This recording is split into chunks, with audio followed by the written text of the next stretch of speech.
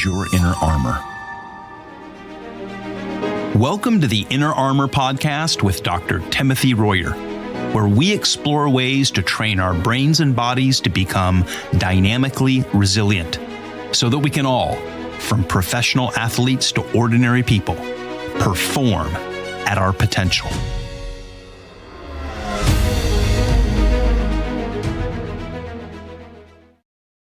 Welcome to the Inner Armor Podcast. We talk about the things that set our autonomic nervous system into sympathetic mode, the infamous fight or flight mode.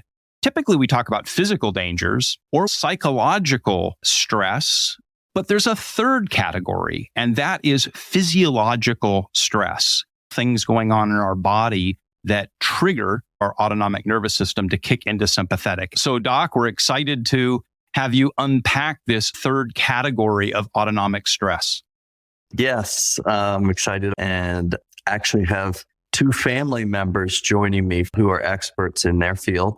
And they've actually taught me a lot along the way. You'd be amazed how many of the different things that we address in Royer Neuroscience and Inner Armor that really come out of my interaction with Amy, who's going to be joining us today, who is a functional nutrition nurse, an RN of close to 30 years.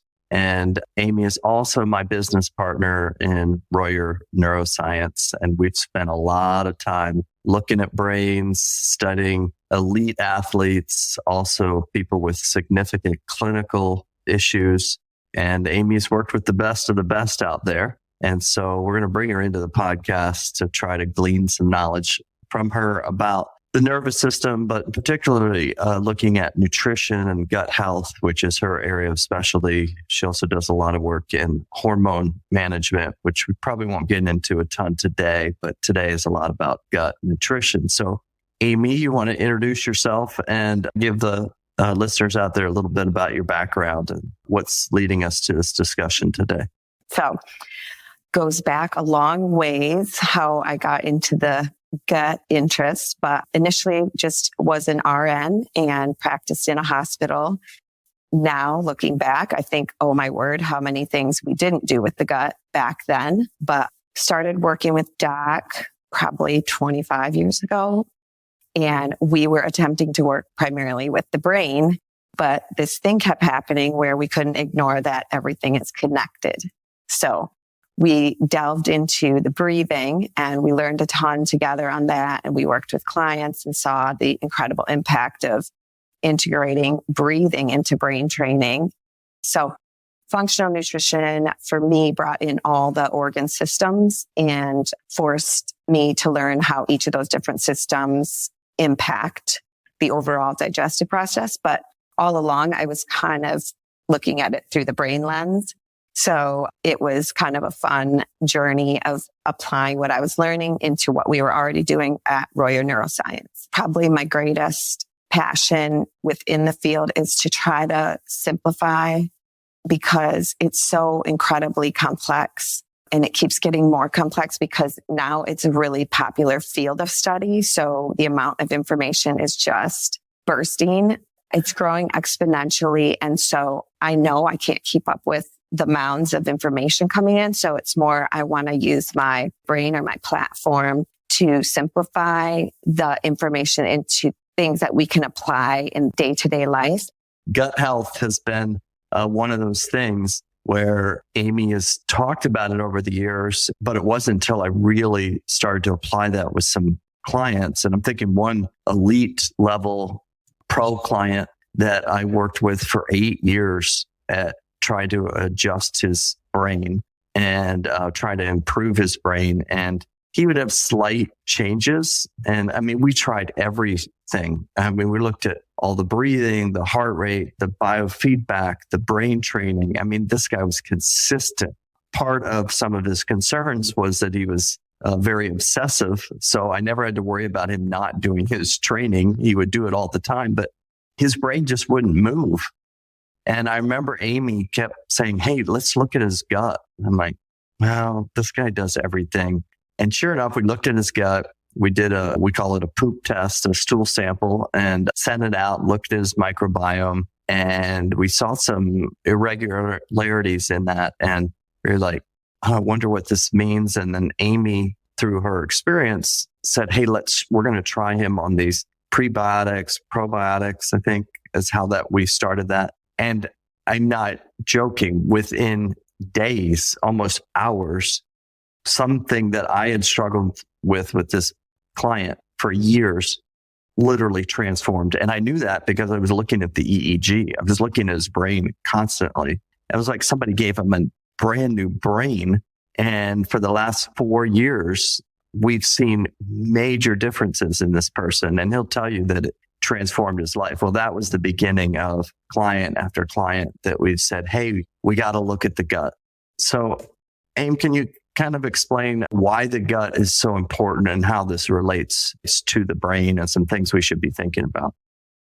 Yeah. So I think what I would do is maybe classify it, I'm going to say, in 2 areas, and then maybe you branch off from there. But one area is just physiologically it's connected, or anatomically it's connected. And that's through what we call now the gut brain axis. But I believe it's primarily through the vagus nerve, which when I was in school, all we thought was that the brain tells the body what to do. But now we know that it's actually bidirectional, and that there is afferent nerves and efferent nerves. So one leaving and one coming, and there's a circle of communication. So that was exciting to find that out. And then I believe that they've actually found that there's more communication going from the gut to the brain than vice versa, which is kind of funny because it sort of stands everything up on its head. So, but it does also immediately bring more importance to gut health, because you're like, hey, if this is talking to my brain and I'm trying to optimize my brain, then I've got to listen to my gut. So to me, that is super exciting. There's countless other ways that I could say that it's all connected, but I'd like to just kind of stick to that gut brain axis way. But the other thing, the activation of the sympathetic nervous system through inflammation. So if you think about your gut tract or your GI system as this insanely complex tube that runs through your body and allows exterior parts of the world to come inside of your body and be integrated into your body. And it's really quite a scary thought. And so when I think about the GI tract, I think about the immune system and how unbelievably important this immune system is. Otherwise, if you just got the smallest little germ going in your body, you're done. And so there's an army working all the time in our digestive tract that is protecting us from the outside world, while being 100% exposed to the outside world all the time.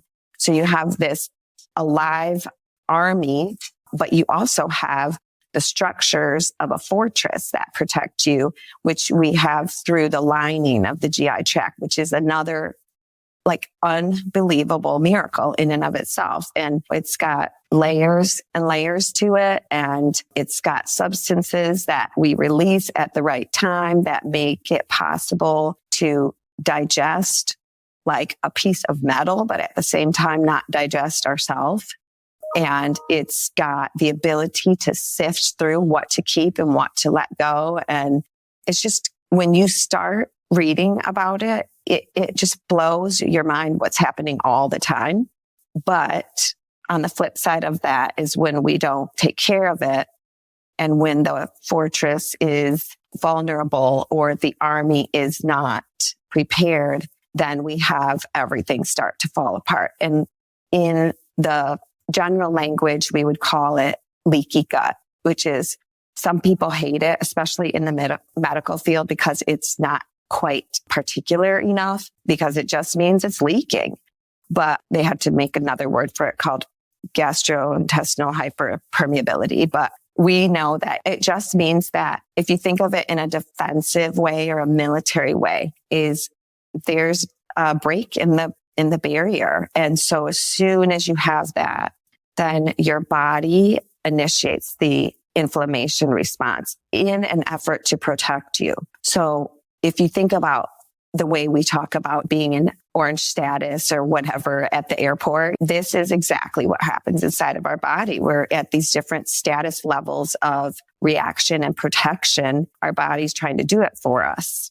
But if we're not responding to that, or we don't have an awareness of it, it can get pushed over to the edge, and it can then become something that's literally detrimental to our health. So it's kind of a strange thing, but it would fall almost into the category of being autoimmune, or where the reaction is so heightened that not only does it drain your system of its abilities to react to more and more things, but it's almost getting confused about what it's reacting to and can start to be detrimental to our overall health. So I might be getting ahead of myself here, but what I'm trying to say is it can start very simple, like just a small breach in the system, but it can move all the way into being a chronic illness where you're like, how can I literally address this chronic illness through my diet? And that's where I think we have so much to offer, but you have to be so diligent and so much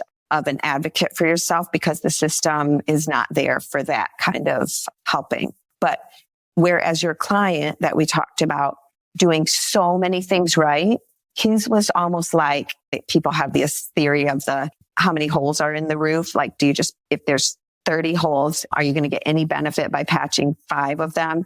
Well, he would be the kind of person who had patched like 29, and we came along and gave him that last patch. And it was like, whoa, that, blew it away. But he was already doing so many things right. It was like the last thing that he needed to flip that.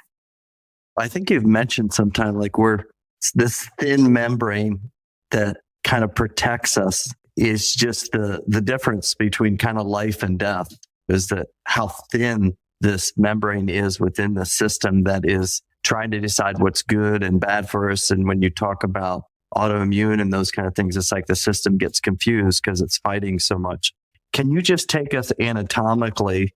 Like, when we say the digestive system, I just think my stomach, right? Like where I put food. But can you just, and I love when you kind of describe it like, oh yeah, all these things are super important to working with the digestive system. So can you take us kind of through the different anatomical sections of this and why each one might be important to this whole process, and maybe some things that we need to be aware of before we get into some of these other deeper things?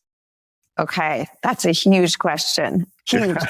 So I'm going to do my best to make it as simple as possible, but you are starting your digestive process before you ever stick anything in your mouth, because the very thought of eating begins to produce some of the enzymes that you need to start digesting. So it's a really sweet thought, but just taking a moment of being grateful for your food is something that has always happened throughout history, and in all different religions and all different cultures, they typically have some form of a pause before eating, and it's very functional. It allows you to begin to produce your saliva. So you put your food in your mouth and you chew, which when you chew, you create more surface area. When you create more surface area in the food, then there's more availability for the enzymes to do their work, breaking it down. So if you ever worked in the lab or science, you know that when you're trying to break something down, if you stir the dish, it will break down faster. If you heat it, it will break down faster, things like that. Those are all starting in your mouth. And so you get the chewing, breaking it, making more surface area, then you get the enzymes working, and then you start sending it down your esophagus, which the swallow. What's a recommended amount of chewing? Because I don't chew probably my food as much as I should. And I've been told that I need to chew more, but this makes a lot of scientific sense, right? Like, if I chew it, I create more surface area, which then I think is going to help us as we go through this. So yeah, like, what are we talking about? Well, people do say 50 to 100 chews, which I don't actually count while I'm doing it, but you can get a head start by cutting your food smaller. Because I've seen some people take some very large bites, and I think to myself, that's going to take a lot of chewing to get that to break down. So Anyway, and you got to think about things from history are so interesting because that's where people did it right, is more further back in time. The way we eat nowadays is a setup for disaster because we eat on the run, we smash food in our mouth, we do a lot of handheld food because then we don't even have to cut it. We just smash it in.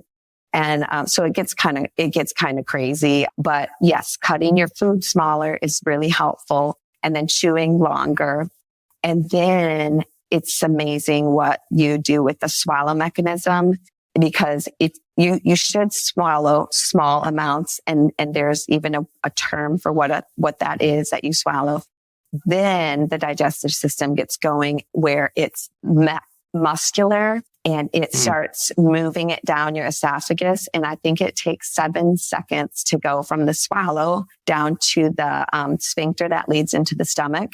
And then that is amazing because that lets in just like that one little bit of food, and then it shuts the door behind it because the stomach is extremely acidic and you want acid in your stomach. So in our culture, we say, oh, I have acid stomach. Like I need to go take a Tums because I have this acid stomach. Well, it's kind of the worst thing you can do. It will soothe your throat, but it will decrease the acidity of the stomach. And you need the acid to be breaking down that food in the stomach. So we have a problem in our medical system because one of the top given drugs is a proton pump inhibitor, which slows down the production of the hydrochloric acid that we need. And the advertisement is right. It brings you instant relief to your heartburn. But now the stomach is not as acidic. The food is not going to get broken down as it should within the stomach. So now you're going to pass it into the small intestine, and it's in a bigger form than we want it to be in because it did not get broken down while in the stomach. But now it's gotten passed on to the next form of digestion, and it's too large of a molecule. So that is the beginning of the inflammation response, because now that small intestine is basic in nature. It's not acidic. So you literally go from the stomach being so acidic that I'm not kidding you, it can digest metal. It can digest, like there's these crazy stories of people who ate an airplane or something just to prove it. But you can, and also if you watch Breaking Bad, you know that hydrochloric acid will digest anything. So anyway, you're supposed to digest with the hydrochloric acid, break the stuff all down into these perfect little pieces, and then send them into the small intestine, which is very basic. So you literally switch gears from being acidic to basic just by going through that door, that sphincter. And then the small intestine is long, like 22 to 28 feet long inside of you. Wow. And the surface area is ridiculous because it is like a shag carpet of these little villi that's where the absorption of the good stuff happens. And it's like a miracle. It's amazing what happens in there. That's where you're like absorbing the things that you need out of that food before you pass it on into the large intestine. And in the large intestine then is where this massive amount of your microbiome lives. And in there, they take the remaining things that are good for them. And then the large intestine then simply creates, I'm just going to use poop in this podcast, it creates poop out of the leftovers. And so in a perfect world, the microbiota gets everything that it needs while this food is passing its last way through the large intestine. And then that beautiful colon just makes a nice formed poop. And we wake up in the morning and get rid of that, because if it was to stay in there, it's not going to be good for us because it's just full of waste. And if you leave it in there, it's going to be more toxic to your system and create but like cramping and unhealthy things by staying around in there. So we want to get that moving out on a daily basis. And that's it from start to finish. Wow. We are fearfully and wonderfully made. I mean, it is amazing. We're keeping it in the family today because I'm really excited to have my daughter, Kate, with us today, Dr. Wierenga. She's going to be connecting to us internationally. So it sounds like Kate is on a phone call and I'm on a phone call. It's because we are, and we're talking across the Atlantic. So, Kate, you're joining us from the Netherlands. Can you give us a little bit of your background and what you're currently doing? Yeah, sure. Yeah, so hello from across the ocean. I am currently working in a lab at Utrecht University. I'm a postdoc. So my project right now is more focused on cancer biology, which is really what we're going to be talking about today. But I've always been very interested in cellular biology. And so that led me to my PhD, which I finished up in 2021, where I studied the effects of omega-3 fatty acids on certain types of immune cells. Then I studied how they influence levels of inflammation. And this was working in a lab that was really focused on how these omega-3 fatty acids could play an anti-inflammatory role in autoimmune disease. We're very interested in managing the autonomic nervous system way upstream and looking at it getting out of balance, either in too much parasympathetic or too much sympathetic, which is when the nervous system is overactivated. And if that's like a 3,000-foot view, what we're doing, you are down at the millimeter view of what's literally happening in the cells that start the whole inflammatory process, which you can have somebody that psychologically things are going well, environmentally things are going well, but they're stuck in sympathetic because they're inflamed. There's some type of inflammatory process. So can you explain a little bit like what's happening cellularly and what is an essential fatty acid? We've all heard of fat, right? So it's one of the main macronutrients that's in the food that we eat. And fat can be broken down into so many different subcategories. So probably listeners have heard of like saturated fatty acids, unsaturated fatty acids. And when we talk about essential fatty acids, these are fats that we need to take in through our diet because our body can't make them on our own. So our cells, actually every cell in your body has a membrane around it. So like a wall, and that's made up of fatty acids. And fatty acids play a super important role both in like making that physical barrier around each individual cell, but they also have all sorts of other jobs that they do in the cell. They can act as like signaling molecules. They can get broken down into smaller metabolites that can trigger different responses. But yeah, every cell is fat, and most of those fats we can make on our own. But there's a class that we can't make on our own, and those are the essential fatty acids that you mentioned. And for those, we have to take in through our diet. And the two biggies that we always hear about from the essential fatty acids are the omega-6 and the omega-3 fatty acids. So these ones are really good to, I guess, define. Okay, so the difference between these is where the bonds are. So this gets really technical, especially if you don't have like a picture in front of you. But basically, you can picture a fatty acid as like this long, squiggly tail of carbons and hydrogens. Okay. And in that tail, you have sometimes like a very straight tail. Those are the saturated fats. And then you have certain fats that have more of like a squiggly tail, kind of like a zigzag, because they have different types of bonds in them. And they have more of these, what we call double bonds. These are the unsaturated fats. And the essential fatty acids are a type of unsaturated fatty acid that our body just doesn't have like the enzyme or the tool to put a double bond in a specific position in the tail, which is why we have to eat it. Does that make sense? No, it makes complete sense. Okay. So what's the difference between a 6 and a 3? So that just has to do with where you find that bond that I was talking about. So 3 just means that the double bond is 3 carbons from the end of the long tail. 6 just means the double bond is 6 carbons from the end of the long tail. So okay, it's just based on where you see those bonds showing up.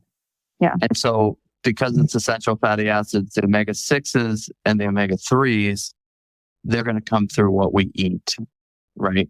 Yep, because we can't make those. Like our body doesn't have the enzyme to put that bond in that specific position. And then animals eat those plants, and then we eat the plants and the animals. And so that's how we get those fatty acids into our diet. We can't make them, or into our body. We can't make them ourselves. Okay, so can you explain to the listeners and also to me again, what's important about the omega-3 ones that we're taking in our diet, and maybe contrast that to the omega-6s? Yeah, sure. So all the cells in our body have both these omega-3 and omega-6 fatty acids. However, in the US especially, and in the Western diet, the types of foods we eat have way more of the omega-6s in them compared to the omega-3. And so then what you see happening is when you look at the types of fat that are showing up in our cells, you see more of the omega-6s, because like I said, the only way you're getting the omega-6s and omega-3s into your cells is through your diet. So if you're eating a lot of omega-6s, you have a lot more omega-6s in your cells. And I should clarify that omega-6s aren't bad per se. Like a lot of times in that omega-3 literature, sort of the omega-6s become the bad guy. They serve a lot of really good purposes. But the bigger issue is that we have just such a high amount of omega-6s compared to omega-3s in our diet. And so when I say they act as the bad guys, this is going back to what we know about essential fatty acids and inflammation. So when those omega-6 fatty acids in the cell membrane get broken down and metabolized, they can get turned into all sorts of these different smaller molecules that have inflammatory properties. So maybe, like for example, if you have a fever, one of the metabolites that gets broken down from omega-6 fatty acids is responsible for like helping generate that heat and that inflammatory response that you see with a fever.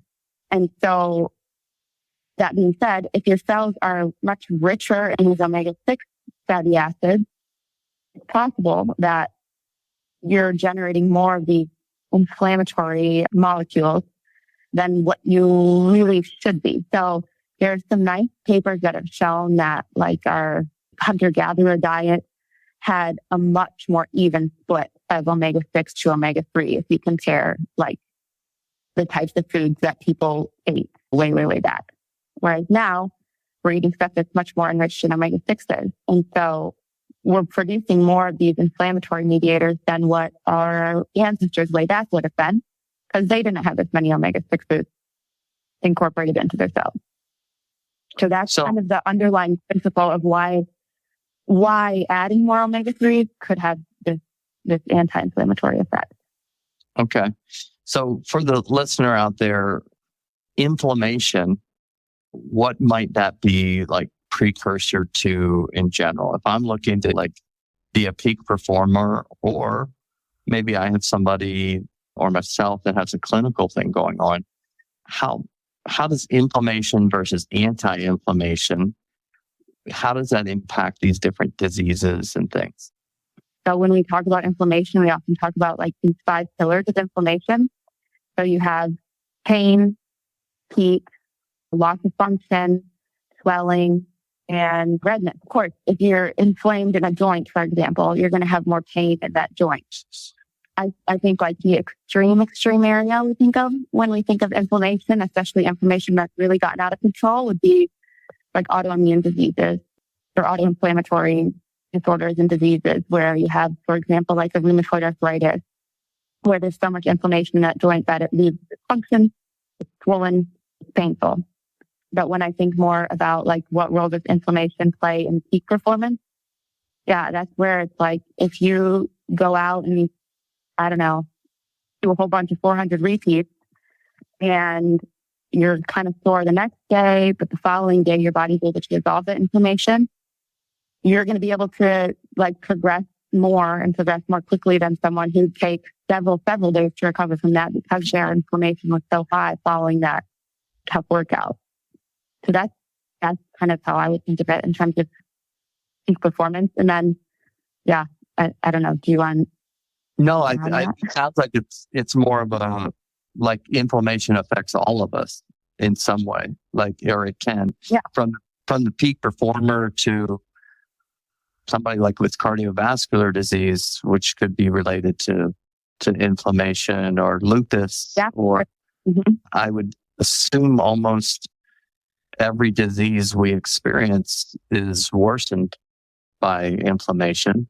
Yeah. And I've heard some researchers talk about like neuroinflammation, where the brain is actually inflamed, and that can be a contributor to a lot of the different psychiatric illnesses that we talk about, is that it's an inflammatory process. I know particularly in concussion or traumatic brain injury, that there's a cascade of inflammation that when you're trying to recover for something like that, it doesn't sound like you want to have an overabundance of omega-6 in the system, because it's going to be more problematic to recovery. Anybody that wants to function at a high level really needs to be taking into consideration what's going on at the cellular level with the distribution of omega-6 and omega-3. Yeah, absolutely. And I also, when I think about the omega-3 and omega-6 essential fatty acids, when you take these in, they're going everywhere in your body. So there's some really nice studies that show like correlations between, for example, your red blood cell levels of omega-6 or omega-3 fatty acids and tissue levels. So like if your red blood cell levels go up, you also see an increase in your omega-3 levels in the liver and the kidneys and the muscle. So it's going everywhere. So it's like your whole body is getting more of these omega-3 fatty acids. Like you literally are what you eat, right? So you're eating the omega-3 fatty acids. They're getting incorporated into your body. And so you then have more of those. And if those have these like anti-inflammatory properties, then it's endowing all these different tissues with like this extra tool to fight against inflammation, which, you're right. But I think a lot of the direction things are going, especially with a lot of these chronic diseases, is their basis is this inflammation, kind of out of control inflammation. And that's showing up in different tissues, right? If you have like some sort of chronic kidney disease, usually it's because of inflammation in your kidney. If you have achy joints, inflammation in the joints.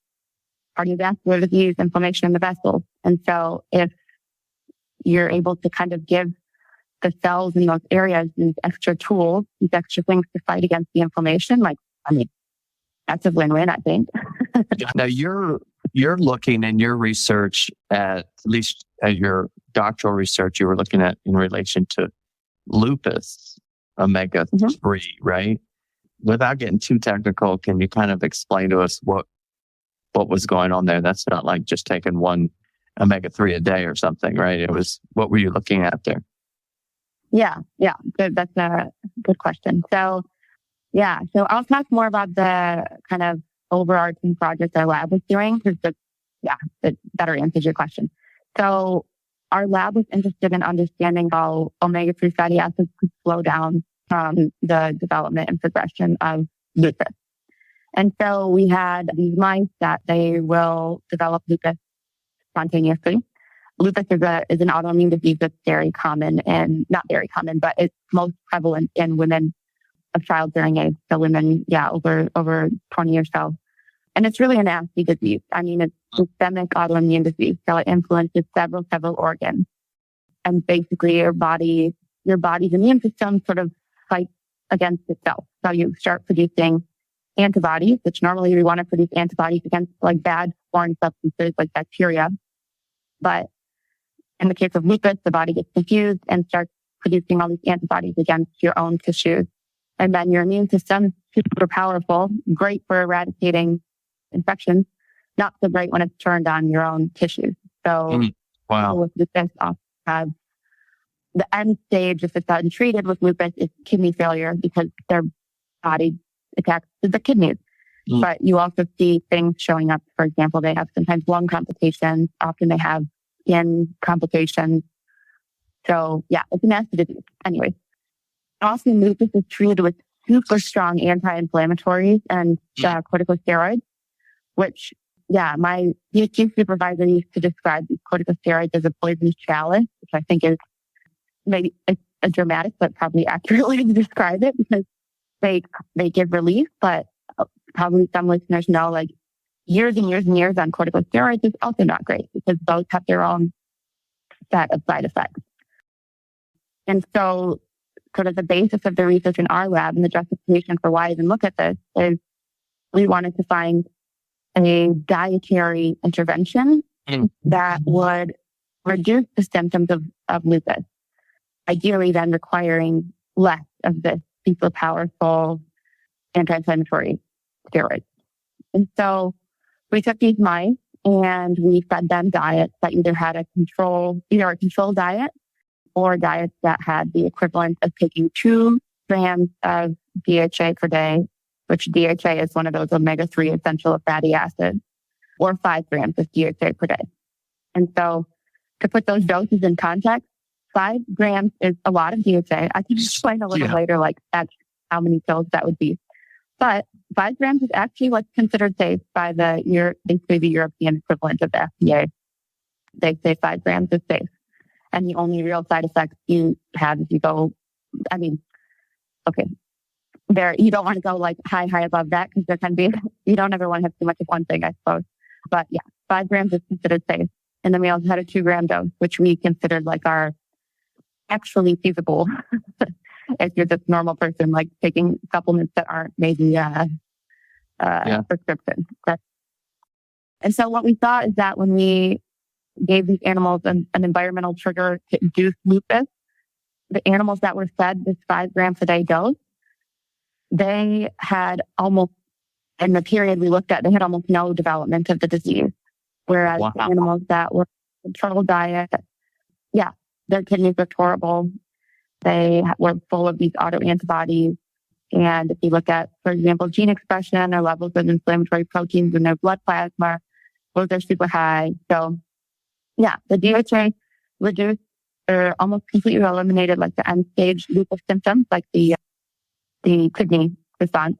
We did see some of those upstream responses, like the antibodies and things like that. So it's not like it's 100% going to be able to block it. I mean, that's why we have modern medicine as well. I think it does frame the context for our listener out there that might not have lupus, might not have a particular chronic illness, but when we look at how we can take this omega-3 in a way, not at a much different dosing than maybe we knew 20 years ago, 15 years ago, that it's working to keep the system out of inflamed response. And well, maybe I'm not inflamed. Well, we're thinking about inflammation all the time when we mention the word recovery.